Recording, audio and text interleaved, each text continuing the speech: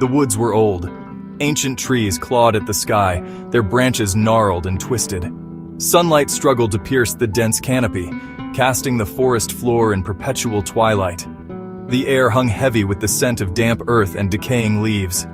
A sense of watchful stillness permeated the woods, broken only by the rustle of unseen creatures and the whisper of wind through leaves. Elias, a young scholar with a thirst for forgotten lore, stepped cautiously into the woods.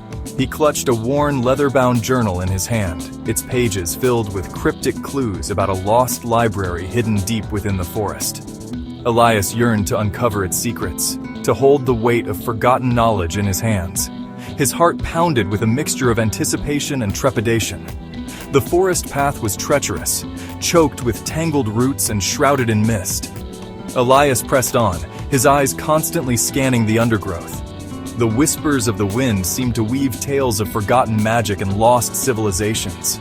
He felt an unsettling presence watching him, its unseen eyes following his every move. Elias consulted his journal. The spidery handwriting spoke of an ancient civilization, their knowledge enshrined within a hidden library. Legends whispered of powerful artifacts and forbidden texts, their secrets guarded jealously by the forest itself. Elias was determined to find this treasure trove of knowledge, to bring its secrets back to the world.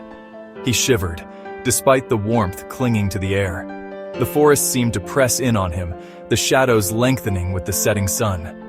Strange symbols, etched into the bark of the trees, seemed to writhe and shift before his eyes. An owl hooted mournfully from the depths of the woods, its call echoing through the silent trees.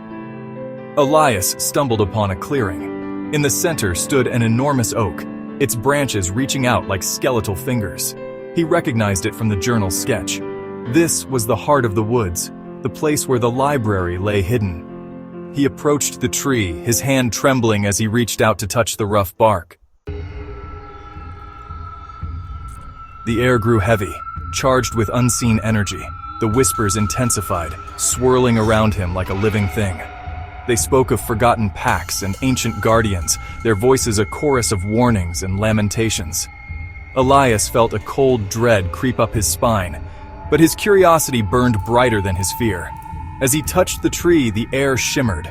The massive oak groaned, its bark parting like a curtain to reveal a hidden doorway. A musty smell, like old parchment and dust, wafted out from the opening. Light flickered inside, beckoning him forward. Elias hesitated for a moment, then steeled his resolve and stepped into the unknown. The passage was narrow and winding, the air thick with anticipation. Elias descended deeper into the earth, each step echoing in the oppressive silence. The flickering light grew stronger, revealing walls lined with bookshelves that stretched as far as the eye could see. He had found it, the forgotten library. The library was a sight to behold. Countless shelves groaned under the weight of ancient tomes, their leather spines cracked and faded with age. The air hung heavy with the smell of parchment and dust, a testament to centuries of undisturbed slumber. The flickering light emanated from glowing crystals embedded in the ceiling, casting long dancing shadows across the room. Elias ran his fingers reverently over the spines of the books. He recognized some languages, while others were utterly alien. There were volumes on alchemy, astronomy, and history, alongside texts on forgotten magic and forbidden rituals. The sheer volume of knowledge contained within these walls was staggering. He pulled a book from the shelf, its pages brittle with age.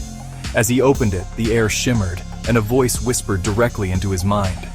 It spoke of forgotten gods and ancient pacts, of a time when magic flowed freely through the world. Elias realized with a jolt that the books themselves were alive, imbued with the echoes of their creators.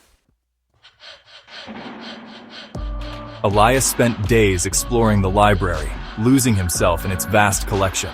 He devoured knowledge on subjects both familiar and strange, his mind expanding with each passing hour. He learned of lost civilizations and forgotten languages, of powerful artifacts and dangerous creatures.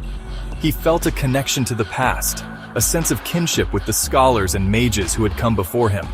But with each passing day, the whispers grew stronger. They swirled around him, urging him to unlock forbidden secrets, to claim the library's power for himself.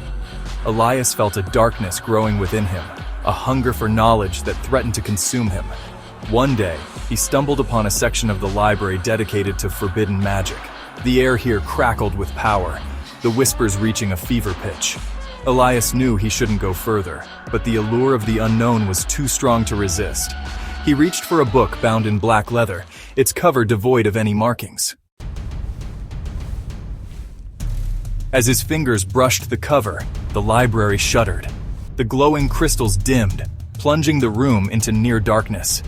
A low growl echoed through the chamber, followed by the scraping of stone against stone. Elias spun around to face the source of the noise, his heart pounding in his chest.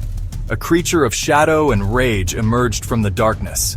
It towered over Elias, its eyes glowing with an unnatural light. The creature was the embodiment of the library's power, its guardian for centuries. It had sensed Elias's thirst for forbidden knowledge and now stood ready to defend its domain. Elias knew he couldn't fight this creature.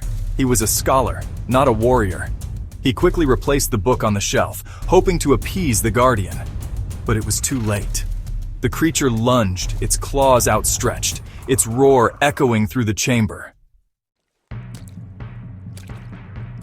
Thinking fast, Elias called upon the knowledge he had gleaned from the library. He spoke in a language lost to time, his words imbued with respect and understanding. He addressed the creature not as an enemy, but as a fellow seeker of knowledge. To his surprise, the creature paused, its glowing eyes narrowing. Elias pressed on, explaining his thirst for knowledge, his desire to share the library's secrets with the world. He spoke of the dangers of hoarding knowledge, of the importance of balance and understanding. The creature listened intently, its anger slowly subsiding. It recognized the truth in Elias's words. It had guarded the library for so long, its power festering in the darkness. Perhaps this scholar, this seeker of knowledge, could be the key to breaking the cycle of isolation. The creature extended a clawed hand. In its palm lay a single glowing crystal, identical to those embedded in the ceiling. It was a gift, a token of trust, and a symbol of the responsibility Elias now carried. The creature spoke, its voice resonating deep within Elias's mind. It allowed Elias to leave with the knowledge he had gained, but warned him against seeking forbidden power. The library would remain hidden, its secrets safe for now. But it was up to Elias to ensure that the knowledge he carried was used for good, to share the wonders of the past without succumbing to its darkness. Elias accepted the crystal, vowing to honor the creature's trust. He understood the weight of the responsibility he now carried. The library's secrets were powerful, but they were not his to hoard. He had to find a way to share them with the world, to ensure that the forgotten knowledge would never be lost again. Elias emerged from the forest, blinking in the sunlight. He clutched the glowing crystal, its warmth a constant reminder of his promise. The library remained hidden, its secrets safe for now. But Elias knew that his journey was far from over. He would spend his life deciphering the knowledge he had gained, sharing it with the world in a way that honored the past and illuminated the future. He would establish a school, a place where others could come to learn and explore, to unlock the secrets of the forgotten library without succumbing to its darkness. The forgotten library would remain a secret, but its legacy would live on through Elias and the generations of scholars who followed in his footsteps. The journey to the forgotten library had been fraught with danger and wonder, but it had ultimately led to the rediscovery of something truly extraordinary, the enduring power of knowledge and the responsibility that came with it.